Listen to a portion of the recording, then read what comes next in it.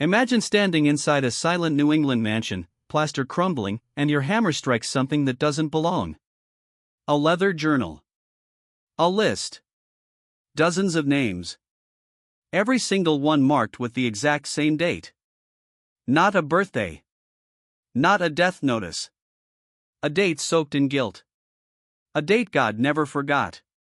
What kind of sin makes a family brick their own shame into the walls of their home? The afternoon light in the spring of 1887 fell across Prospect Hill like a judgment it had been waiting 40 years to deliver. Dust motes danced in the shafts that sliced through the tall windows of the Ashton mansion, catching on the cracked plaster of the main study. Samuel Pierce, the contractor, wiped sweat from his brow and drove his chisel in again. The wall gave way with a soft, reluctant sigh, as if the house itself had grown tired of keeping the secret. What he pulled out was not debris. It was a leather-bound journal, its cover blackened and cracked like old skin. Inside, page after page of careful, almost reverent handwriting. And then, folded between the final leaves, a longer document. A list. Dozens of names. Some full, some only Christian names, some nothing but initials. But every single entry ended with the same line, written in the same steady hand. March 17, 1847. Pierce stood there, the dry air of the wall cavity still clinging to his sleeves, and felt something cold move across his shoulders. He was a practical man. He did not believe in ghosts. Yet in that moment the room felt heavier, as though the very air remembered what the family had tried to forget. He carried the journal downstairs to William Ashton, the new master of the house. William was 53, gray at the temples, a widower who had spent his life turning his father's mills into an empire. When he opened the pages, the color drained from his face the way blood leaves a wound. His hands began to tremble. He sat down hard in the same leather chair his father had once occupied, and for a long minute the only sound was the ticking of the mantel clock and the distant groan of the Blackstone River turning the mill wheels below. He did not speak. He simply read. Then he closed the book, looked at Pierce, and said in a voice barely above a whisper, "No one is to know." Within days, more sections of wall came down. Quietly. Expensively. More pages emerged. More names. The same date. William paid the workers double and swore them to silence. But servants talk. Masons talk. By the end of the week the rumor had slipped out of the mansion like smoke. Something unholy had been sleeping inside the walls of the finest house in Milbrook. To the outside world the Ashtons had always been the town's crown. Thomas Ashton, the patriarch, had arrived in 1794 when Milbrook was still little more than a cluster of mill wheels and rough cabins. By 1856 he had built this brick and stone monument on the highest hill, 3 stories of quiet power overlooking the river, the mills, and every soul who worked for him. The house smelled of lemon oil, old books, and the faint ghost of pipe tobacco. Its study was a cathedral of commerce, dark walnut paneling, a fireplace large enough to roast a calf, bookshelves groaning under ledgers and Bibles. It was the kind of room where men decided the fates of other men and called it God's will. Thomas and Margaret Ashton had raised 3 children in the light of public virtue. William, the heir. Catherine, the perfect wife. James, the quiet one who read too much and asked questions that made his father's jaw tighten. The family attended church every Sunday, donated to every charity, and never let their voices rise above the polite murmur of respectability. Their name in the newspaper was always followed by words like pillar, philanthropist, Christian example. Yet servants noticed the locked doors. They noticed how Margaret sometimes stared at her youngest son with an expression that was not quite love. They noticed how Thomas would disappear into the study for hours and emerge with red-rimmed eyes, as if he had been wrestling an angel and lost. Small fractures in the porcelain of perfection. Now, 40 years after the date on the list, those fractures had finally split the house open. To understand the weight of that date we must walk back through the cold March of 1847. New England was changing. The mills that had made Milbrook prosperous were hungry for bodies. The Irish were arriving by the thousands, driven by a famine so complete it had turned their green island into a graveyard. Potato blight. 1 million dead. Another million on ships that smelled of death and seawater. They came wearing rags and carrying nothing but faith and desperation. In Milbrook they were funneled into the flats along the river, crowded tenements where the damp rose through the floorboards and consumption waited in every breath. They worked the night shifts for wages no Yankee would accept. They spoke a language the town distrusted. They knelt before a different altar. And they were changing the color of the streets. Fear is a quiet fire. It begins with whispers in the taverns. They breed like rats. They steal jobs. Their priests tell them to lie. Nativist newspapers printed cartoons of Irishmen with ape-like features and bottles in their fists. The Know-Nothing Party held torchlit meetings. And in Milbrook, respectable men began to speak of the Irish problem the way one might speak of a plague that had to be cut out before it reached the heart. Thomas Ashton was one of those men. He was 37 in 1847, already wealthy, already on the town council, already convinced that God had placed him on the hill to protect the order he had ordained. His mills needed labor, but not that kind of labor. Not Catholic labor. Not labor that might one day demand more than crumbs from the master's table. So when rumors reached him of Irishmen organizing, of secret meetings in the flats, of priests preaching that the poor had rights before God, something in Thomas hardened into certainty.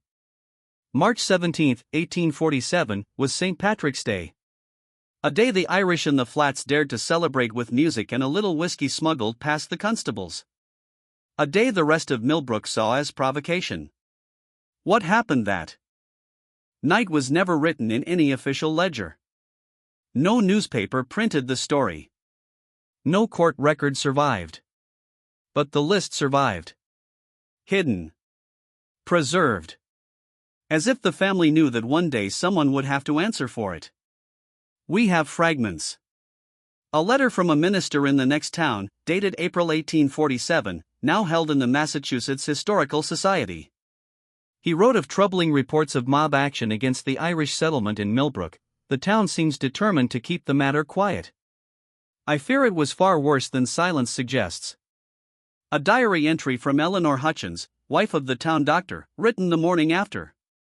A terrible thing has happened. I cannot write the details as I fear this diary might be discovered. But I know what I saw. I know what the men carried home on their boots. And I know that Mr. Ashton was among them. The list itself is the only complete record. 43 names. 43 Irish men, women, and children. Some as young as 14. Some as old as 63. Every one of them marked with the date they were last seen alive. The house on Prospect Hill had stood as a monument to success for 31 years after that night. But success built on hidden bones eventually begins to rot from within. The walls themselves became the ledger. Brick and plaster became the confessional booth no priest would ever enter. Thomas Ashton had chosen not to burn the list. He had chosen to wall it up, as if sealing it in darkness might somehow appease whatever divine accountant was keeping the books. Divine justice has a terrible patience. When William Ashton read those names in 1887, he was reading his father's handwriting. He was reading the evidence of a night when respectable men became something else. He was reading the moment his family traded their souls for the illusion of order. He did not burn the list. He did not destroy it. Instead, he had the workers carefully remove every page, then repair the walls so perfectly that no one who had not been there would ever know they had been opened. He placed the documents in a locked iron box inside the same study. And then he never spoke of them again. But the house remembered. Old houses always do. The river still turned the mill wheels. The church bells still rang on Sunday mornings. The Ashtons still sat in their usual pew, heads bowed in prayer. Yet something had shifted. A shadow had stepped out of the wall and taken up permanent residence in the bloodline. Because sin does not stay sealed forever. It waits. It listens. It chooses its own moment to step into the light and demand its reckoning. And that moment had finally come. The list was never meant to be found. But walls crack. Plaster falls. And God, it seems, has a sense of timing more precise than any mason's. What happened on March 17, 1847, in the flats along the Blackstone River? What did those 43 souls see in their final moments? And why did the most respected family in Milbrook feel they had to hide the answer inside the very bones of their home? The answer is coming. But first, you must understand that some sins are so heavy they require an entire mansion to contain them. And even then, the walls eventually speak. The morning after St. Patrick's Day, 1847, Eleanor Hutchkin sat at her writing desk with trembling fingers.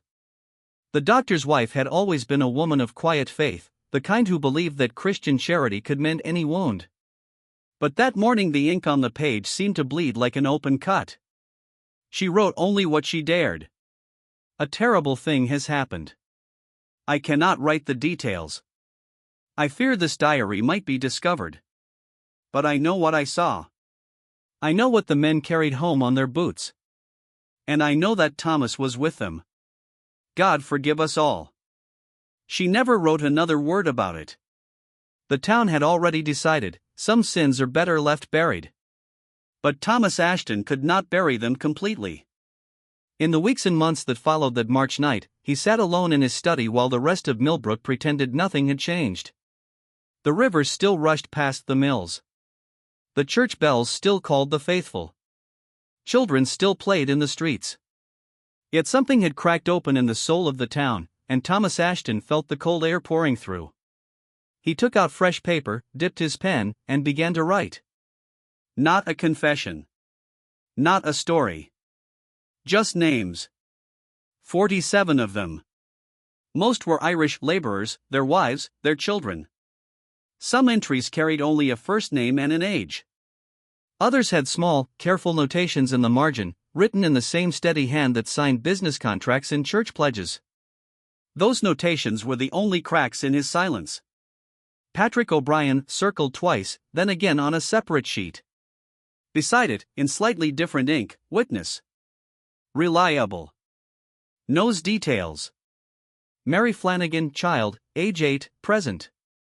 Thomas Doyle, a small cross beside the name, injured, severe. Margaret Sullivan, pregnant. Condition unknown after.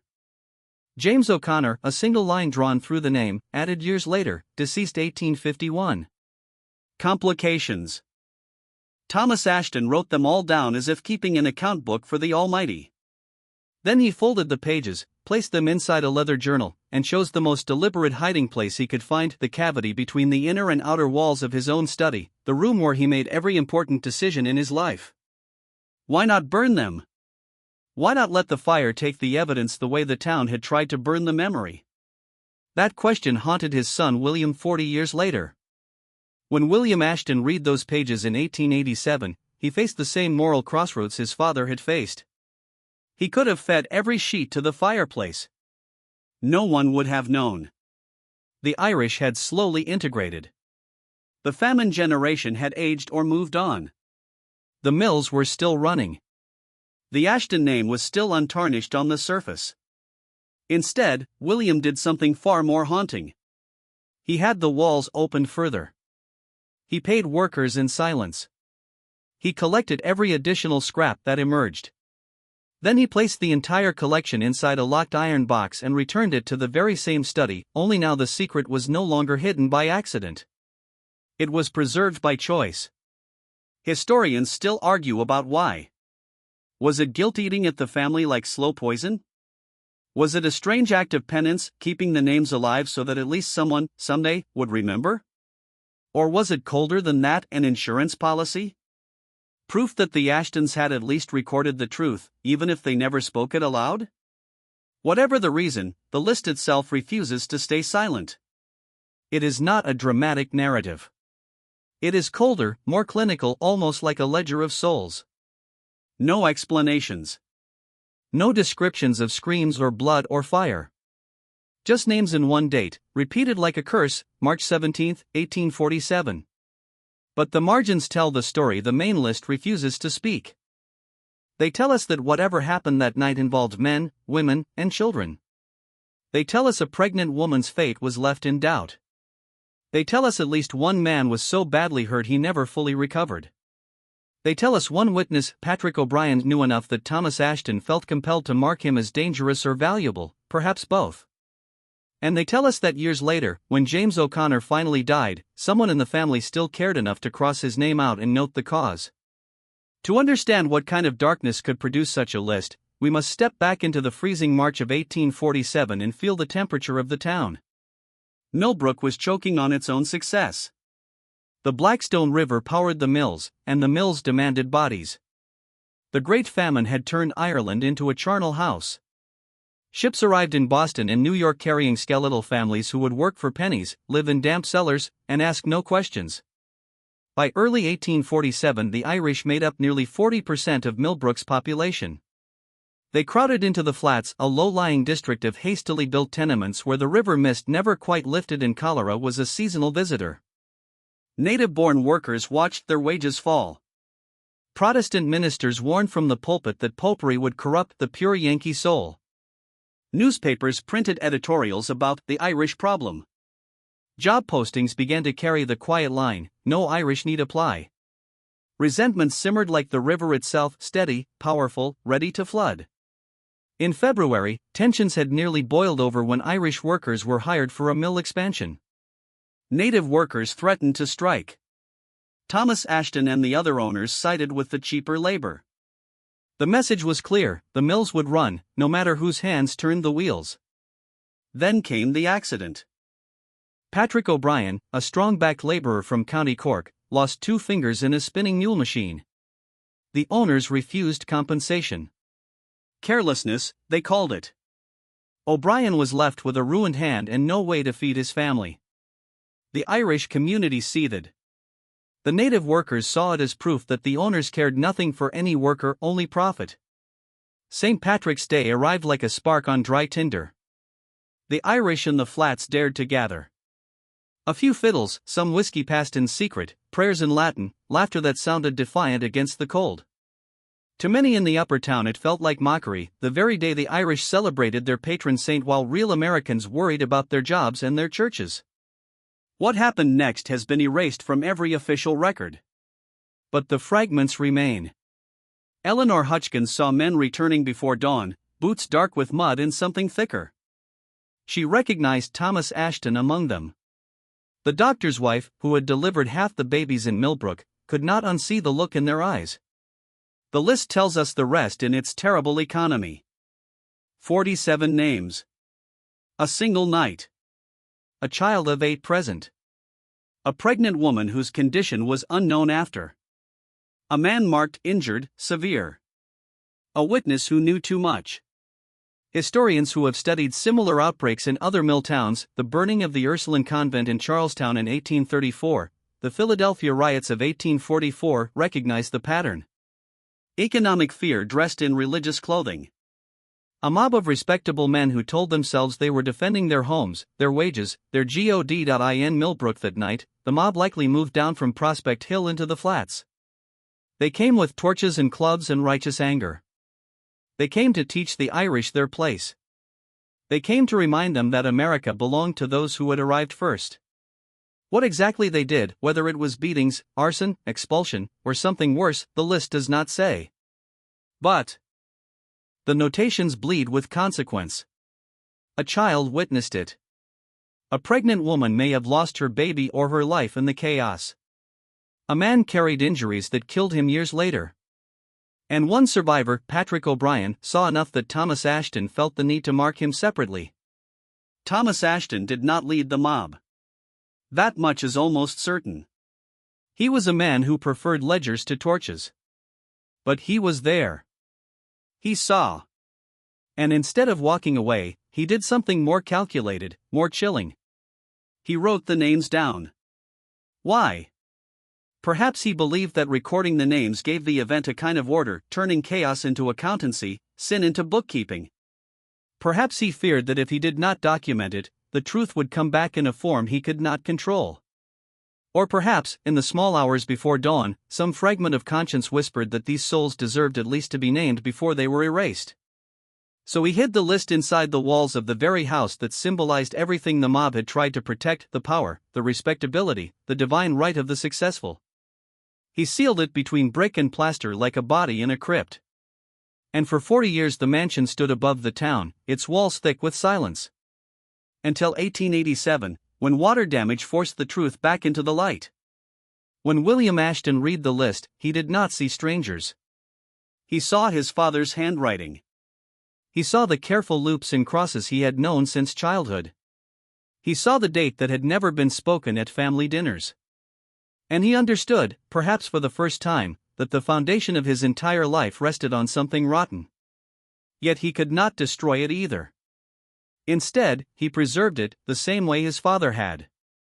Some secrets are too heavy to carry alone, but too dangerous to share.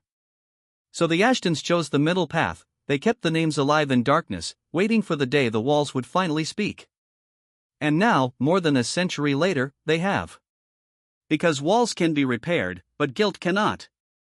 Because rivers can be dammed, but memory finds every crack. Because God does not forget the names written in blood, even when men try to brick them up forever. The list is still with us, faded, fragile, but unmistakable. 47 souls. One date. One town that chose silence. And one family that could never quite escape the sound of those names whispering from inside their own walls. What really happened in the flats on March 17, 1847? Did the mob only beat and burn? Or did they do something so terrible that even the perpetrators needed to keep a record, not to confess, but to control? The answer lies somewhere between the lines Thomas Ashton refused to write, and the names he could not bring himself to erase. And the house on Prospect Hill is still standing. If you listen closely on a quiet spring night, when the river is high and the wind moves through the old study, you can almost hear the faint scratching of a pen on paper. Writing names. Marking dates. Keeping score.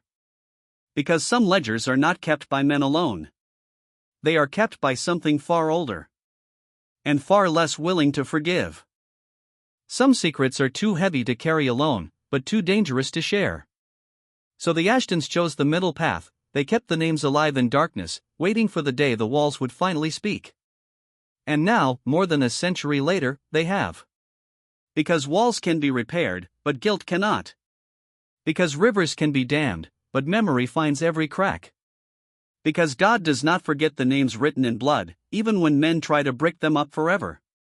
The list is still with us, faded, fragile, but unmistakable. 47 souls. One date. One town that chose silence. And one family that could never quite escape the sound of those names whispering from inside their own walls.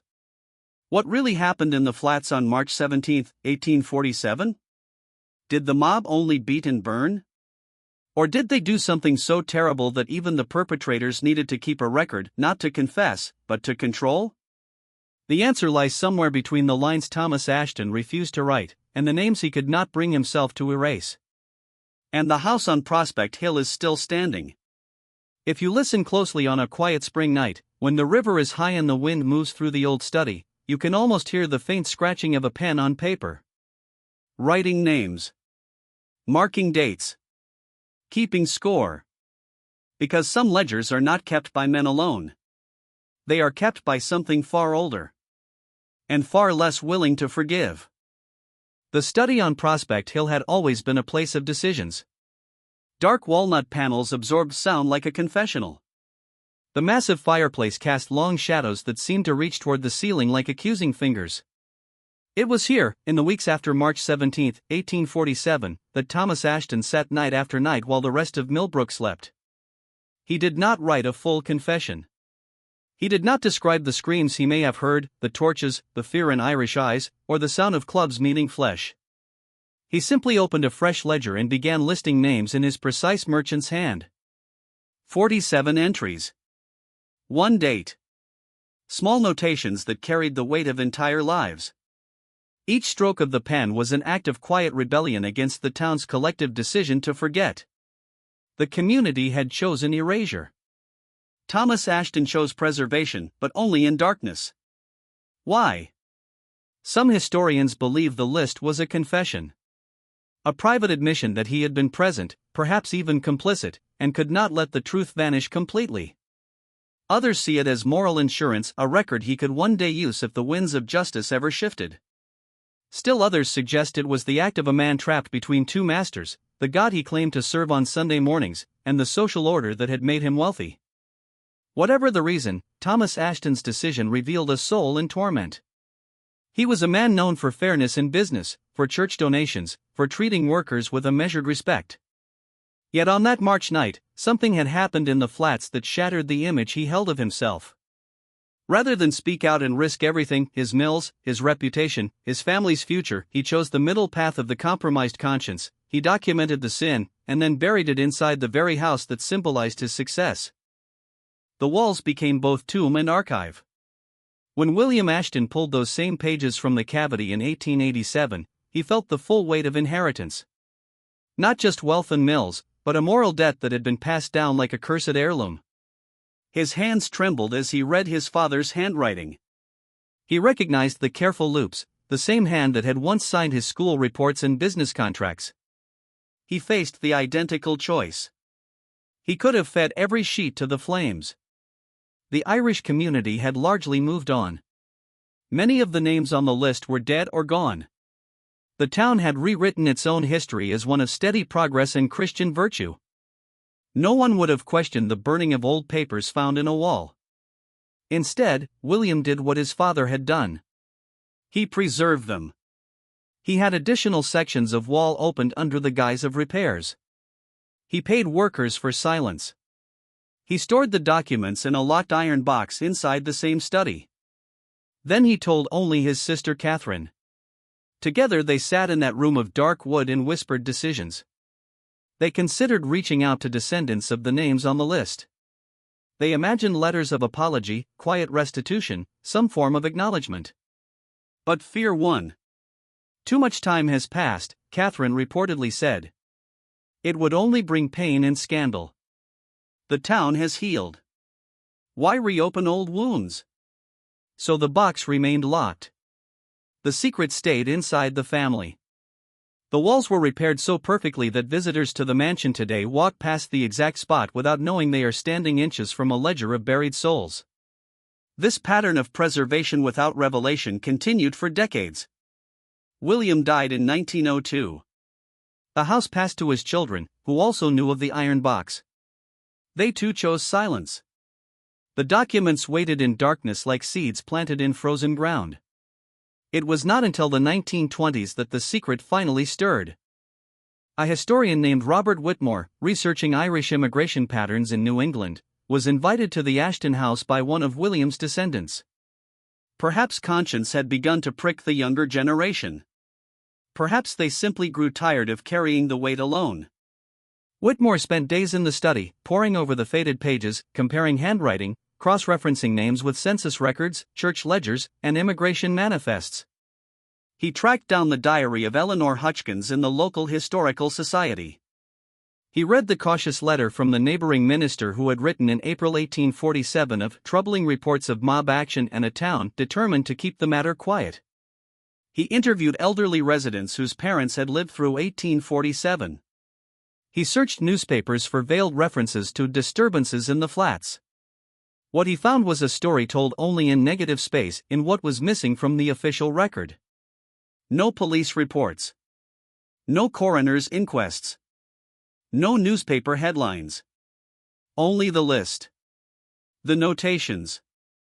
The single date. In 1927, Whitmore published a quiet article in a regional historical journal, A Hidden History, The Irish in Milbrook, Massachusetts, 1847 to 1900. He speculated that the event had been a mob action fueled by economic fear and anti-Catholic prejudice, the same forces that had burned convents and attacked Irish neighborhoods in other mill towns. He noted how the suppression itself revealed something profound about how communities protect their self-image. The article caused almost no ripple. Few people read regional journals. The broader historical community at the time had little interest in the struggles of poor Irish immigrants in small Massachusetts towns. The documents were eventually donated to the Massachusetts Historical Society, where they remain today, catalogued, preserved, available to researchers, yet largely unknown. Even now, visitors can tour the restored Ashton mansion. They walk through the study with its tall windows and massive fireplace. They admire the brickwork and the careful restoration. Tour guides speak of prosperity, philanthropy, and the Ashton family's contributions to Milbrook. They stand inches from the spot where the list was found. But no one mentions March 17, 1847. No plaque explains the names. The house continues its elegant performance of respectability, just as it did in 1847. Meanwhile, what became of the people whose names Thomas Ashton so carefully recorded? Their lives tell a quieter, more haunting story than any dramatic riot. Patrick O'Brien, the man marked as witness, reliable, knows details, stayed in Milbrook. Census records show he continued working at the mills despite his missing fingers. He married, raised children, and died in 1889. He never rose to prominence. If he ever spoke publicly about that night, no record survives. He carried his knowledge like a hidden scar. Mary Flanagan, the 8-year-old child whose presence was specifically noted, grew up in the flats. She married in 1862, had her own family, and lived until 1901. Her descendants remained in the area for generations. Did she tell her children what she witnessed as a little girl? Did she wake from nightmares of torches and shouting men? We cannot know. Her voice was never recorded. Thomas Doyle, marked injured, severe, suffered for years. By 1850 he was living in the poorhouse, unable to work. He died in 1852. The official cause was listed simply as complications from injuries.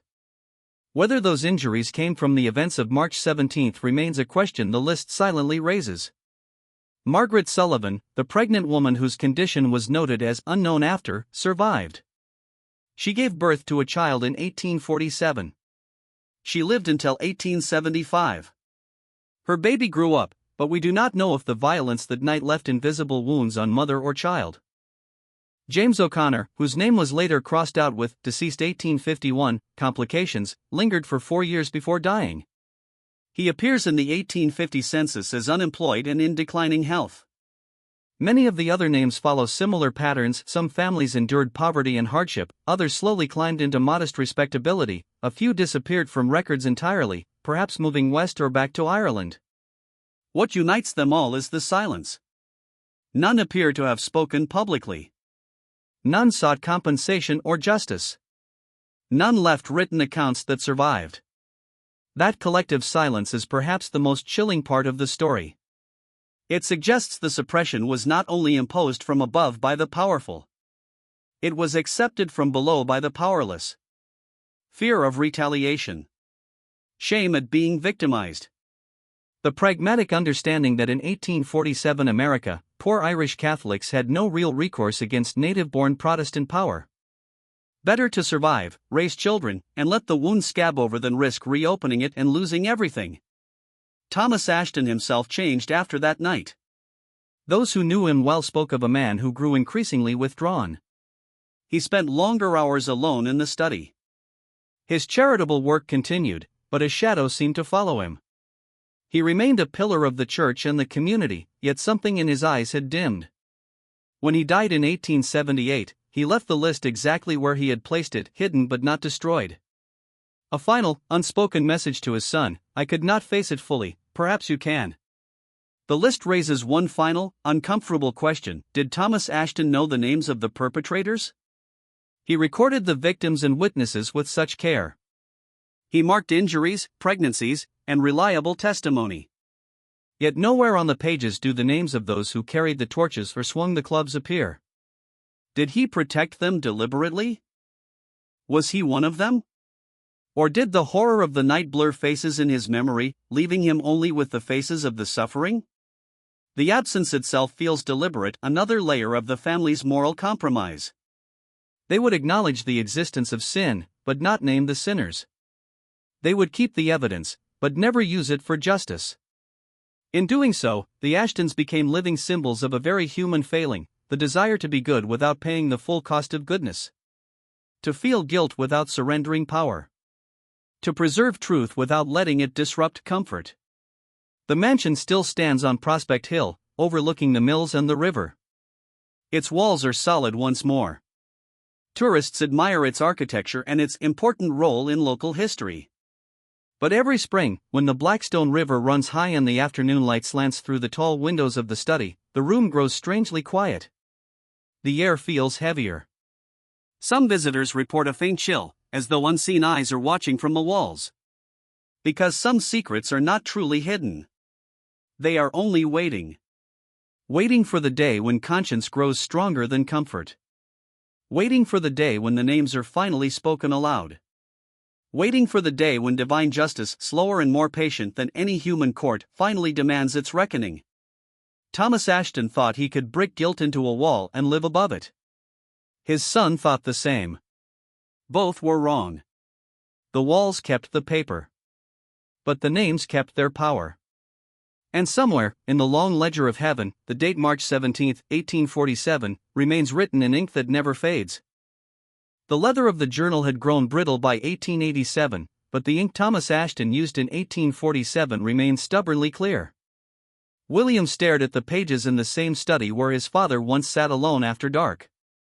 The notations were clinical, almost detached, yet each one carried the echo of a human cry that the town of Milbrook had collectively silenced. Patrick O'Brien, witness, reliable, knows details. Mary Flanagan, child, age 8, present. Thomas Doyle, injured, severe. Margaret Sullivan, pregnant, condition unknown after. James O'Connor, crossed out years later, deceased 1851, complications. No names of the men who came down from the hill with torches and righteous anger. No list of mill owners, council members, or church deacons who might have joined the mob or looked the other way. Only the victims and the witnesses. Only the impact. Only the suffering. Why? One possibility is that Thomas simply could not identify every face in the chaos. Mobs in the 1840s often wore rough disguises, kerchiefs over mouths, hats pulled low, darkness as their ally. Dozens or even hundreds may have taken part. In the flickering torchlight along the damp flats by the Blackstone River, names would blur into fury. Another possibility cuts deeper. Thomas knew some of them. Perhaps he recognized neighbors, business associates, men he sat beside in church. Men whose motives, fear of losing wages, fear of popery, fear of change, he quietly shared. To write their names would have been to turn the mirror on himself and his entire class. So he documented only what had been done to the Irish, never who had done it. A ledger of consequences, not of guilt. Or the darkest reading, Thomas himself walked among them that night. The list becomes a private accounting, a way to record the cost without confessing his own role. A man trying to balance the books of heaven while protecting his earthly empire. The notations support the colder truth. They focus relentlessly on the Irish side: injuries, ages, pregnancies, lingering deaths. They read like a casualty report from a war the town refused to admit had been fought. Thomas Ashton, the fair employer, the charitable churchman, the pillar of order, chose to preserve the memory of the harmed, without ever demanding accountability for the harm. He was a man divided. His conscience would not let him destroy the evidence. His position in society would not let him reveal it. That same division passed to his son like an unwelcome inheritance. When William faced the pages in 1887, he and his sister Catherine sat in the study and weighed the cost of truth. They imagined letters to descendants. They pictured quiet restitution or public acknowledgement. But the calculations of reputation, family legacy, and social peace won out. The iron box was locked again. The walls were resealed. The secret remained a family burden rather than a community reckoning. Decades rolled on. William died in 1902. The house passed down. The box stayed in the study, accessible only to those who knew the key and the shame attached to it. In the 1920s, historian Robert Whitmore was finally allowed a glimpse. He cross-referenced, interviewed, and published a modest article that barely stirred the waters.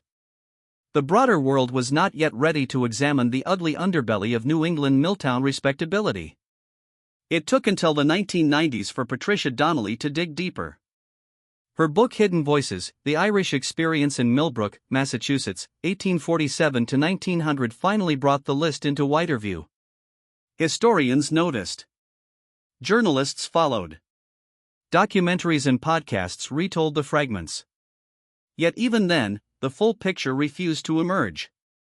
No perpetrators were ever named with certainty. No official apology was issued by the town. No compensation reached the descendants. No plaques on Prospect Hill acknowledged the night of March 17, 1847. The Ashton mansion still stands today as a restored historical landmark. Tourists admire the brickwork, the tall windows, the grand study with its massive fireplace. Guides speak of prosperity, philanthropy, and the steady hand of industry that built Milbrook. Visitors can stand in the exact room where the list was found and where it was hidden again.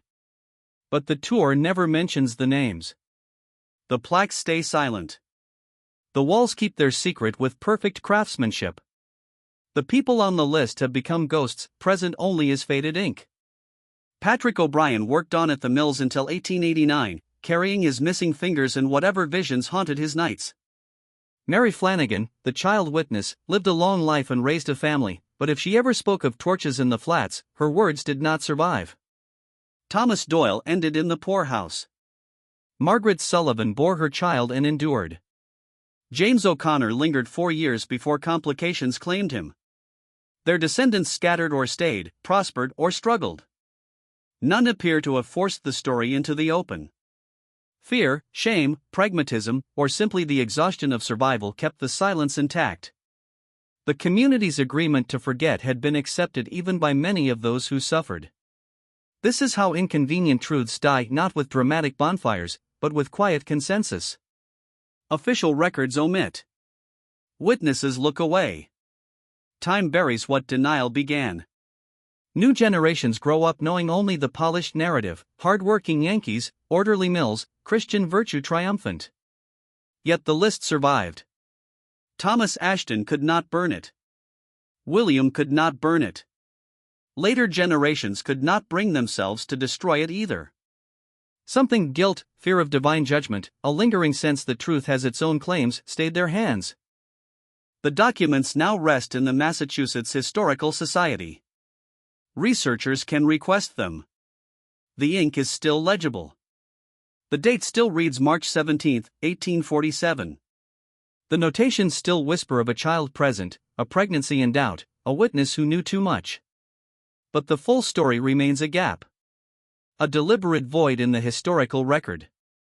What does it mean when a community succeeds so completely in suppressing its own shame that even surviving evidence cannot force acknowledgement? It means respectability was valued more highly than justice. It means the reputations of the powerful mattered more than the suffering of the powerless. It means some sins are so woven into the fabric of a place that tearing them out would unravel the entire garment. The river still flows past the old mill sites. The hill still offers its commanding view. The mansion still presents its elegant face to visitors. And somewhere in the archives, 47 names wait on brittle paper. They are not loud. They do not demand. They simply exist, a quiet accusation across more than 170 years. Thomas Ashton thought he could hide the truth inside his walls and still live as a good man. His family followed the same path. Milbrook followed it. America has followed it in countless towns and countless eras. But walls crack. Paper endures. And conscience, once awakened, has a way of refusing to sleep again. The list remains. The date remains. The question remains. What really happened on the night of March 17, 1847, in the flats along the Blackstone River? And how many other lists, how many other dates, how many other silenced voices are still bricked inside the walls of respectable history? Some secrets are not meant to stay buried forever. They wait for the day when we finally have the courage to read them aloud and to name not only the victims, but ourselves in the reflection. Because the most terrifying discoveries are not the ones that reveal monsters. They are the ones that reveal how ordinary, how respectable, how devout men and women can choose silence, and call it peace. The house on Prospect Hill still stands. Listen closely when the wind moves through the study. You may hear the faint scratch of a pen on paper. Writing names. Marking a date. Keeping score for a justice that moves more slowly than any human court, but never forgets.